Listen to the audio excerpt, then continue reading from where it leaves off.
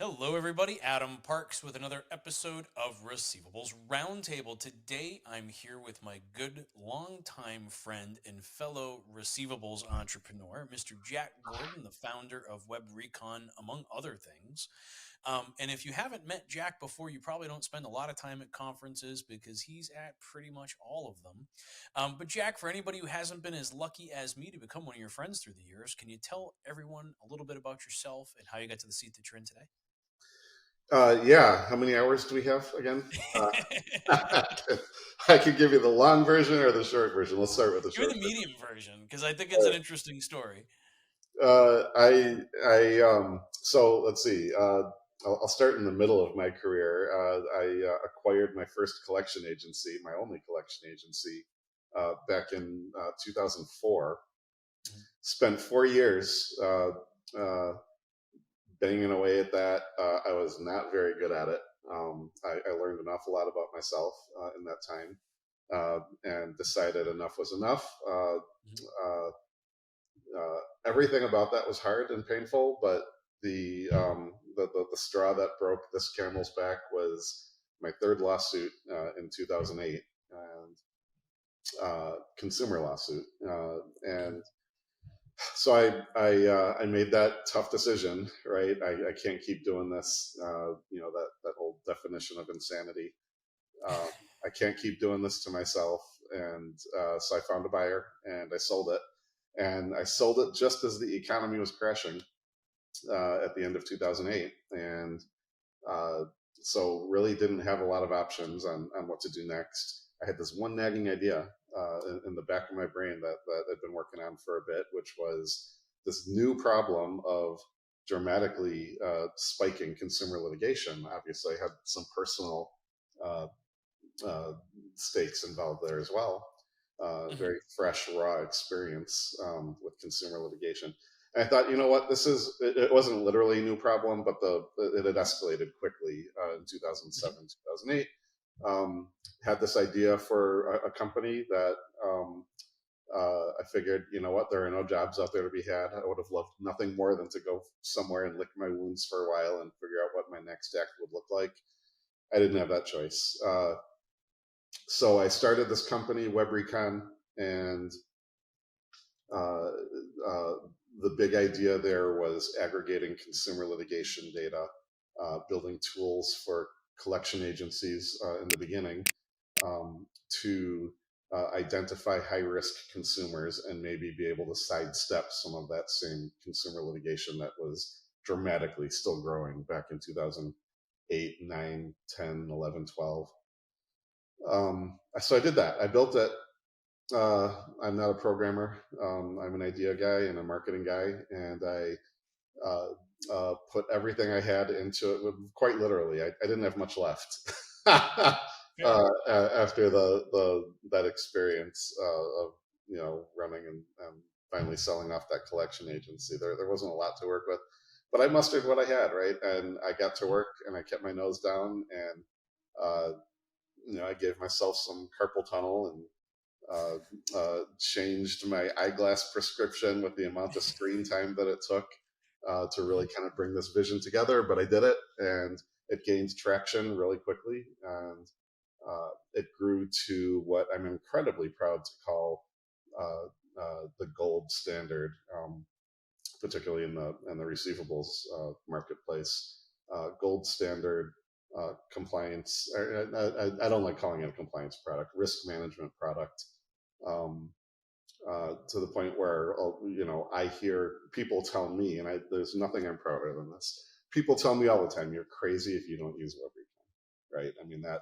What It's a better? ubiquitous software across the industry, Jack. Let's Yeah. call it what it is, right? If they're not using it, I don't know what they are using in order to reduce those unnecessary Yeah. lawsuits. There aren't a lot of good options. I'll tell you that after WebRecon. So I'm Been around incredibly for proud of 20 that. years. I can't even name one. Yeah. Well, I won't name any competitors here in this moment, but they're out there. But it's not the same, right? They don't do what we do by Sure. a long shot. Um, and so it was a really really amazing positive experience. It still is. Did I freeze on you? No, you're good. Are you good? We're Okay, both good. recording locally. We got a great recording software. Don't worry. I'm afraid if I freeze on you, it's probably my end. Um, where was I? I'm incredibly proud of what I built. It Mhm. was 15 years ago that I launched it, and over the summer last year, I sold it. Had a kind of one of those moments in my life where I felt like there were a number of things, some personal reasons, some professional reasons. But the big idea was I feel like I've taken this um, to the place where my skills are probably no longer the right ones to to keep building it, which is an amazing feeling, right? I mean, Right. It takes recognizing, a long, hard look in the mirror to be like, "Hey, I outworked myself." yeah, but just really, right, and just recognizing in myself that the Mhm. best thing for the company is to get it in the hands of an organization that is better at things like the operational side, the HR, all those things that it takes a Yeah, special kind of brain to really be excited about things like HR and compliance, right? And we have a different lot of those animal. people in this industry. I'm not one of them. Look, Uh, it's a different animal. It's a different breed for those of us that are entrepreneurial and like to build things. Eventually you yeah, hit and that point listen, and you have to let it do its next thing. exactly, right. I'm a builder, right. I'm organizational skills aren't necessarily my thing, right. I like to excuse the language here. I like to build shit, break shit, and fix shit, Mhm. Oh, and no, uh, absolutely. and make it as cool as I can possibly make it, right. And having a successful company is just the perfect canvas for a serial entrepreneur, right? Because that gives you a base now where you can build other things, right? It gives you what it We gave call to it the me anyway. fortress of solitude. Exactly what it gave to, and it's absolutely what it was, right? When home life is stressful and chaotic, my It's office the was always fortress of my fortress of solitude. Yeah. solitude. Um, but what it gave me was an office. It gave Mhm. me an administrative staff. It gave me um, data center, right? Server infrastructure, IT people, and capital, right? All of the necessary Freedom to ingredients. be creative, like Yeah, all of those things coming together at once in the hands of an all the ingredients for ADHD life, entrepreneur. right? Yeah, exactly. All the ingredients for life come together when you've got the Yeah. resources, right? And WebRecon funded essentially Jack's Playground now to develop other ideas. And a couple of them worked, a couple of them not so much. All of them are my babies, and I love Mhm. them. But some of them I haven't. Work out better Some than of them I others. have to disown. Right? uh, I look at branding arc is very much the same thing for me, right? It's like that fortress of solitude that I can come back. Like it is exactly what it was intended to be, right? A communication channel for the industry, and to be able to come back in and kind of look at it from that perspective now is interesting, and it's given me the opportunity to branch out into other areas like building Comply Arm and building that company up on the side and eventually selling that to Pravana back in 2019. But that type of entrepreneurial mindset, and that's why I always love having a chat with you, because we are like the same person at usually at different parts of our cycle of life. and it's funny. And we've definitely had this conversation before, and there's a lot of entrepreneurs out there, but not a Great lot, ones in our space. not a lot that I would say are quite like us in this industry, right? Not the I'll use kind of an arrogant term, right? Very few Renaissance people, I think, at least. Rethinking the canvas is hard, And I think that Yeah. as an industry and under the regulation that we find ourselves in, we kind of put these parameters around us, and I feel like we're the raptors that are constantly testing the fences and Yeah. how far can we push these boundaries, and how big can we make the canvas in which we can create our next painting. And just like you It's a need, different mind frame. right, just like you need people who are really excited about things like HR and compliance and Hmm. architecture and all of that, right? You need people who are out there testing ideas and pushing, pushing the limits, and being willing to take a few arrows in the back. Uh, I certainly have a few to show for Of course. for my years. I know you do too. uh, and but I wear those scars with pride, right? Because Mhm. I learned something that didn't work, um, and it's a mistake that I wouldn't make again. Um, and You that's continue to learn from these experiences, and it reduces the risk as you continue to try new things. That level of experience and constantly trying new things gives you an early indicator as to when it's time to pull the parachute. just as important as the successes, right? Yeah. Knowing when to cut Particularly, your and I'll losses is an essential part. yeah, yeah. I mean, one fun side effect, I'll say, Mhm. of the position that I think people like you and I are in. I'll speak for myself here. You can chime in if you want. Is it it's made me kind of a magnet for people who do have ideas, right? That they're not sure how to, not sure how to execute on, or maybe they need some moral support, right? But over the years, I can't keep track of how many conversations I've had with people who say, "Hey, you know what? I love what you've done. What do you think about this idea?" Right? I want to do Yeah. something, right? I want to try something, and you know, if what they want to try is to start a collection agency out of their basement, my advice is usually you have Run. no idea what you're getting yourself into. That maybe you need to really think about what you're trying to do there. If the idea is to build a better, I'm trying not to use the word mousetrap, uh, but Yeah. a To better build the way to, next, to improve on an existing process or yeah, product. a better way to solve Incremental a problem improvement. that real human beings have in Yeah. this industry, or even just in the world.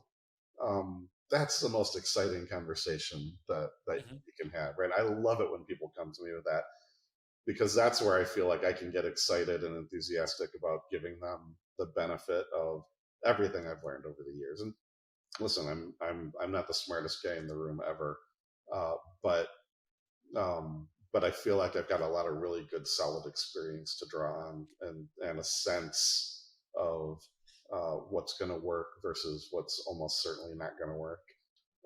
I think our And guts guide us from those experiences, right? So, like, we have developed this, I don't call it a thick skin, but we've developed this gut sense that helps us to better early indicators, right? You go through the same things over and over again. You have enough of those conversations, but those initial conversations when you've got someone who's really excited about their new idea is my favorite time at the whiteboard.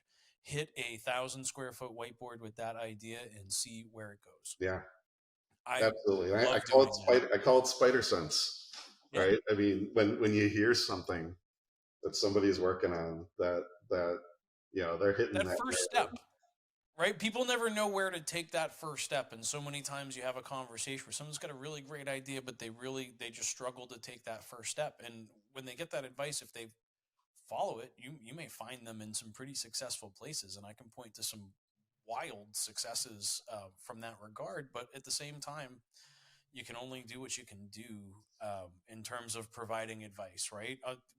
Building our own businesses. Yeah, and there's the other side of that coin too, right? The people who just can't muster that courage to, they've got Make it ideas, move. they've got ambition, they've got desire, but they can't execute, right? They can never bring themselves to execute, and it's tragic, right? It's tragic. Comfort's a drug. Sure. Comfort's an addictive drug. And I mean, we talk about it internally at my companies pretty often, but like comfort is just a drug. And it's highly addictive. Just being able to sit in your own cocoon, in your own world, and not test the fences is easy. Yeah, it is. Uh, I think it's deceptive, right? It's definitely easier not to do something. Um, it's deceptive though, because you're robbing yourself of the opportunity uh, to build the next WebRecon, right? To build the next branding arc, to build something that really connects with people, right? The the the the privilege of tapping into something, right? Finding that minimum viable audience and obsessing over them, right? And giving them something that solves real problems and being accessible to them, right? Being a true Yep. partner, right? Being accessible, that is a massive key factor. Being accessible means going to conferences where they are. It means answering your phone Answering the phone. when they call. It means always being on email, right? I haven't had a real vacation in over 20 years, right? Because I've been an entrepreneur Yeah. since the year 2000, right? Which means I am always accessible, right? And if you haven't received an email back from me after a few days, it's Look for a probably pulse. there's one of two reasons that's happened. One, it's you're not a customer with an urgent problem that needs to be solved, and you're wasting my time, or I am legitimately buried, right? Uh, with all of the just all of the things that are happening, Whatever it is that's happening right now. Yeah, I whatever understand. it is that's happening right now. And the only thing that's going to break through that, I guess that's really still the same thing, right? The only thing that's going to break through that is one of my people meets me, right? One of my clients, one of the people who pays for this view out here, Yeah. uh, has a Fair. problem that they need my help to break through on, and that is always my top business priority right there. Making sure that they I, feel heard and that their concerns are being addressed. accessible and quick responses, and that's something I always drive home with any of our support. Not even necessarily sales. I'm more of a support side of the coin. Getting a quick response out, even if you can't take care of the issue right now, like making them know that they've been heard and they've been heard quickly and that you're on it is the comforting factor that most people are looking for. And I think that is a differentiating factor that is the life or death of a new organization in the space. This is a very, very small industry. Yeah. And if you provide absolutely phenomenal support, your customers will be your best salespeople. And with ComplyArm, we didn't even have salespeople. We didn't have anybody that was like out there actually trying to push and sell. Our clients were doing all of the sales for us. Yeah. Most of WebRecon's years, I didn't have a salesperson. It was me, Yeah, right? I would go to conferences and I would do sales, and I would come back from conferences and I was terrible at the follow up because I'm not a salesperson, right? But I am the salesperson. But I'd come back from conferences and I would do everything else, right? hmm Not not to imply that I don't have a team behind me, because it's a small team, but it's sure. a great team, and I'm very proud of them. But yeah, I mean, listen, the position that WebRecon uh, holds in this industry was built on primarily on uh, word of mouth, right? hmm Primarily on delivering, right, something of high value to those clients. And I mean, not to say I haven't had salespeople over the Nora. A lot of people know and love Nora, and I'm one of them. Right? She was a great part of. She was really helpful before she moved on last year. Really helpful in getting that, expanding the presence. Right? Sure. It finally gave me somebody that could go to a conference maybe when I couldn't, which is rare, but it happens. Or if there are two happening at the same time, right? Are you trying to admit that you're human? Is that what you're trying I, to? reluctantly, maybe. Um, I saw the reluctance in the statement. but the point being, she was there for the last few years, right? Um, and there were one or two others over the years that never Being really. able to build that team around you is incredibly important. I mean, like, people know when they speak to Leah that she can speak for me, right? And I'm starting to grow other people on my team in other areas that are getting to the point of like earning the level of trust to where they can speak on my behalf. And I feel like as I've done that, it has expanded my capabilities of maintaining my high level of personalized support, but also allowing me to live. Yeah, And that has been a tough challenge for me. I it's think guys like us, tremendous. it's the letting go and being able to hand things off to other people. It never would have happened for me. I was an absolute control freak. My mother got deathly ill. I had to cede control to my staff in order to continue to operate while I became a nurse. And at that point in time, like, had that event never happened, I don't know that I ever would have put the right people in the right places and ceded enough of the control of the organization to where it could grow to where it is today. And listen, my office manager Terry, a lot of my clients know her, because she really held everything together, amazing in the office. But she Mhm. never came to conferences, right? That wasn't her strength or interest. Uh, Hugh, my developer, brilliant developer, not somebody who would necessarily thrive in a conference environment, right? Mhm. People who needed support, a number of them may be familiar with him, but but the perception of WebRecon as a one-man operation endured for a lot of that time, just because I made that strategic decision to be so accessible, right, and to go everywhere that I could, that my clients were, or my prospects were, and supporting the industry, and exhibiting and sponsoring, and just being there, showing up, and talking to people and listening to people, and getting it out there. It's a The value of that is definitely cumulative. It's not front Mhm. loaded. uh, True it statement. takes time Yeah. to do that. Takes 20 years on the circuit. Yeah, I mean, in a lot of ways, that, but what else is cumulative is recurring revenue. Um, and and Yes, so sir. the ability to bring those things together, right, and the Mhm. ability, I mean, I There's no revenue like recurring revenue. there's no revenue like recurring. And the first several years of Mhm. WebRecon, right, I operated on an absolute shoestring. I Mhm. I almost never stayed in the conference hotel, right? I stayed half mile or a mile Wherever I away could. Yeah, in the cheap fair. hotel. um and I hoofed it, right? I did what it took, uh, to be able to afford, barely to be able to afford to do what I did. But you can't tell that, looking from the outside when I'm talking to you in the exhibit hall. You have no idea that I'm staying at the Motel 6. Right? Uh, Fair statement. I've spent some time in yeah, a bed and breakfast before Airbnb was a thing. yeah. I mean, and I don't miss that, but I'm proud of it, right? I mean, No, but it's I, it's the I did stepping stones to get here.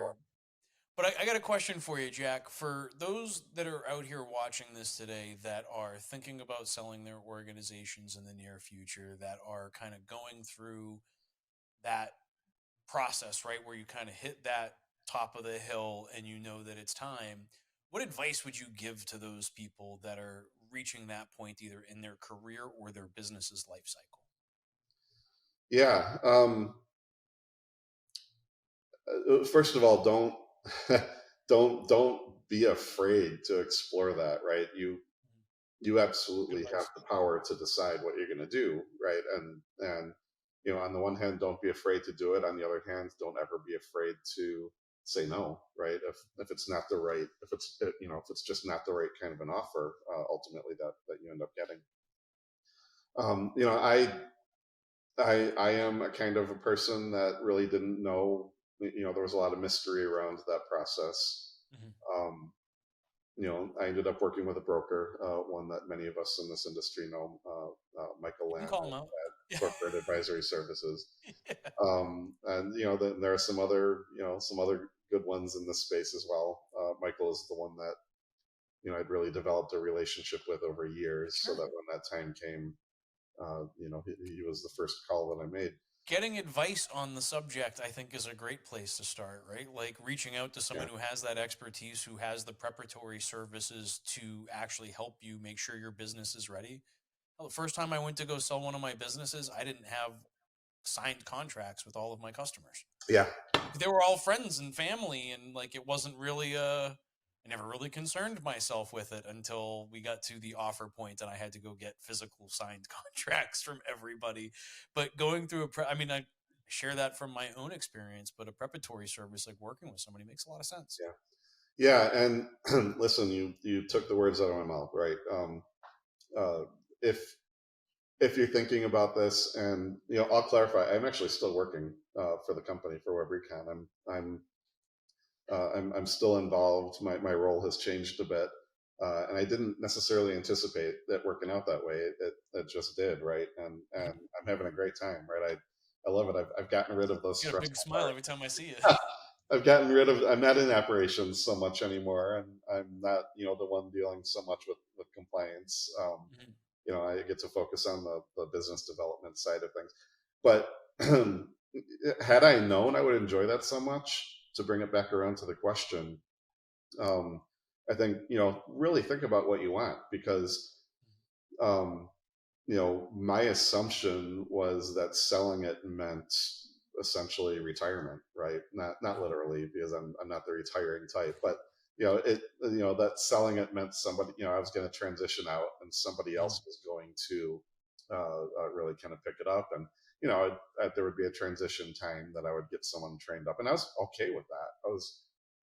I was fine with it, but it never even really occurred to me that I could sell it and continue running the fun parts, right? The travel and the conferences and the relationships and the marketing strategy, right? That Mhm. if it had Where even you were finding joy. yeah, if it had even really occurred to me beforehand, I Mhm. would have definitely. That's a conversation I would have had with Michael Lamb, right? And maybe more strategically looked for or had them start looking for situations where uh, where that would be the case. As it turned out, it all worked out really well. But Sure. I guess so the advice I would offer in the beginning is really think about what you want, because there's probably somebody out there who wants the same thing. Um, and it might take kissing a bunch of frogs to find them, but getting that really good strategic fit. And I'll add this in there. Um, my biggest fear of the process wasn't, uh, uh, selling for too little, or a messy transaction, or heaven forbid, getting screwed on it. My biggest fear was what's going to happen to my customers, what's going to happen to my Mhm. employees, right? Yep. What I have a legacy now to protect Mhm. with this thing, and if I sell it wrong, I don't take into consideration the people that I mean, let's face it, very little of WebRecon's success is a direct result of Jackgordan's hands, right? Mhm. It was being able to bring the right resources together, and people that I could trust Sure. to execute. Um, if I screwed that up, right, my legacy would be destroyed. Mhm. And that was my worst case scenario, right? So that's what I I was understand. thinking about: finding somebody who would step in, take over, run it in a way that I could be proud of it. Mhm. And frankly, before the story that I started with at the beginning of our hour here, um, I had another career in the entertainment industry with a business that I sold, uh, and that was exactly what happened, right? Mhm. I sold it to a company that didn't have the same values that I did, catering to the market, and to the clients. um, and it impacted me. Right, it was not a positive experience. So that's really what was on my mind. But finding the right broker to work with, knowing what it is you really want out of this, and a lot of people really do just want to cash out and move on and retire. Right? There's absolutely nothing wrong with that at all. If that's what you want, and But that's why I asked the question as to where you are in your business's life cycle versus your career, right? Like I didn't retire after ComplyArm because what am I going to do? yeah, no, yeah. I mean, people like us don't really What comes next? Stare at the don't really wall? retire. That's not Right? very me. I love what I do. I really enjoy this industry, and I look forward to building the next thing. Like that's always looking towards the future and listening, like you have been at the conferences, to what the problems Yeah. are right now, and what do I think. Not only what are the problems now, but whatever you can do to predict what the problems are 3 years from now, because you're gonna have to start building it now to be ready. Yeah, and um, it, I have other companies, right? I thought, I'll sell WebRecon, I'll transition out, and I'll focus on my other projects. One of them is collector training, right? Mhm. Collectioncertifications.com, which I have a couple of partners in that. That's something that I'm also immensely proud of, right? We've got uh, collector focused training for all of the statutes that are Mhm. important, FDCPA and Reg F, what every collector needs to know about FCRA and TCPA and Equal Credit Opportunity Act and a bunch of others. Um, that was another one of those cases, right? Going to conferences, listening to people, realizing there's a space, right? Mhm. There's a need for something that really caters to a very specific, again, that minimum viable market, right? Yeah.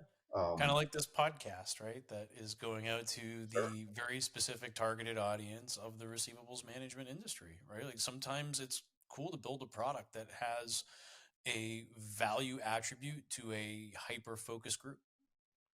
Yeah, yeah, and I mean, you just if people get nothing else from listening to me talk here, um it's got to be that, right? It's got to be, there are opportunities everywhere, right? Once you train your brain to start recognizing that, right, it's really hard to turn it off. They're not all good ideas. They're not all good opportunities, right? But Yep. um, Yep. You got to select and choose wisely, and you got to know when to pull the ripcord. yeah, and again, I've pulled my fair share of ripcords over the years, um, but the training thing, I'm still, it's a good business. I'm immensely proud of it. It's a great Mhm. product. I sell trade show displays, right? That's my fun hobby Oh yeah, that's business. right. So the creative outlet, right? Cheaper Displays is the name of that one.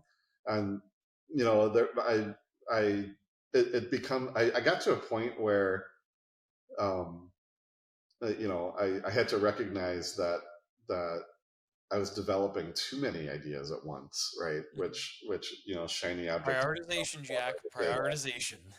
Prioritization, right? And where you have to do this calculation now, where is the time I'm spending on this idea really, really more valuable here, or is it on developing the things that already exist and are making money and maybe need some more of that attention? And that Mhm. that ended up being part of my calculation in the sale of WebRecon too. It's like I've got these other businesses that would really benefit from more Jack time. And of course, it didn't work out that way because I stayed on with WebRecon, and I'm busier than ever now. But But look that's at the okay too. smile on your face, Jack. Look at But the smile on yeah, your no, face. exactly. That's okay too, because I'm really enjoying what I'm doing now.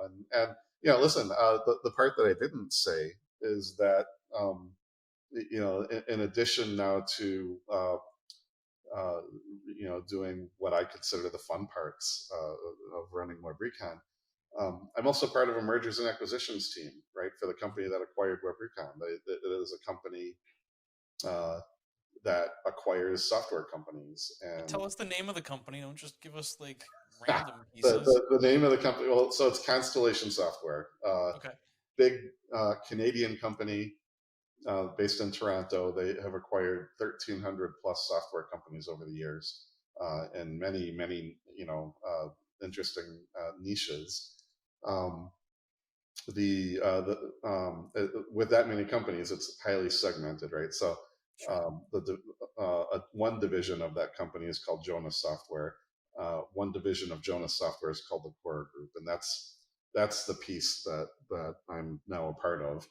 Um, Okay. Running WebRecon for them, and also helping to identify other software companies in this industry and the adjacent industry of lead generation that WebRecon is always, also actively involved in, right? Identifying more companies that maybe are at a similar stage, right, where they've developed something really interesting and might be open to that acquisition conversation, and finding those candidates and being a part of that process. Now, I never ever in my 40 plus years of working imagined myself being an M&A guy, right? I mean, I have a It's very bachelor, Gordon Gecko of you.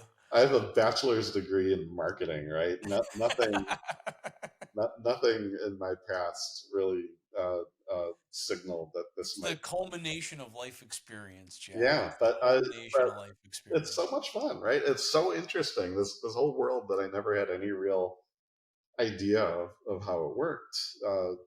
Suddenly, not only did I get direct experience by being acquired, uh, but I'm now part of the team that does more acquiring and having a blast, right? I mean, because I'm a believer in this company, right? Mhm. I see what they've done with WebRecon, right? They the integration into the larger organization of kind of those mundane parts, Mhm. the accounting and HR and stuff like that.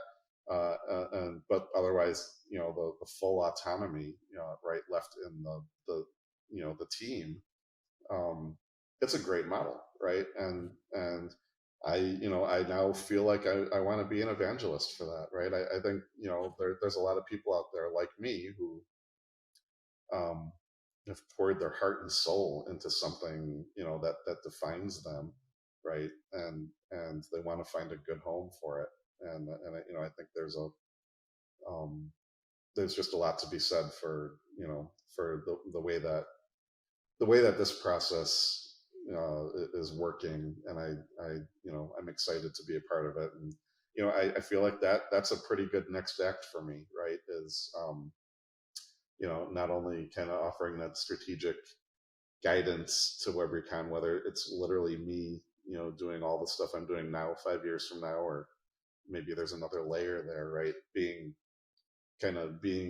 accessible now to that organization, as they think about the future. Mhm.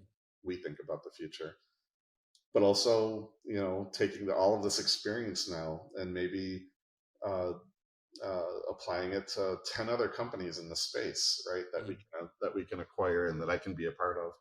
That that's really exciting to me, right? I mean, that's a whole new frontier that I never imagined for myself, but I'm really thoroughly enjoying.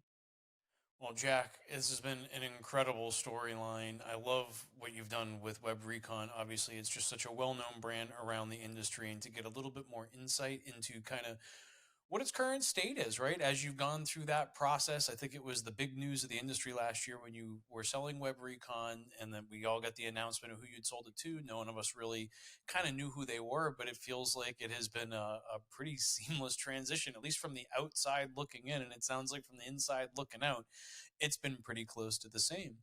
For those of you that are watching, if you have additional questions you'd like to ask Jack or myself, you can leave those in the comments on LinkedIn and YouTube, and we'll be responding to those. Jack, I'm thinking we might even have to do a follow up here, circle up, maybe bring in Lamb and do this as a webinar, and have a whole conversation about mergers and acquisitions marketplace as we get a little bit deeper into our schedule this year. But thank you so much for coming on and sharing your insights today. I appreciate you. I listen. I would love to do that anytime, my friend. I think it's a great conversation to have. Always enjoy talking to you. Appreciate what you do for the industry here as well, and appreciate your friendship. And I'm so excited about the future. Me too, Jack. I think there's a lot of good things coming. For those of you that are watching, thank you so much. We appreciate you, and we'll see y'all again soon. Thanks, everybody. Thank you.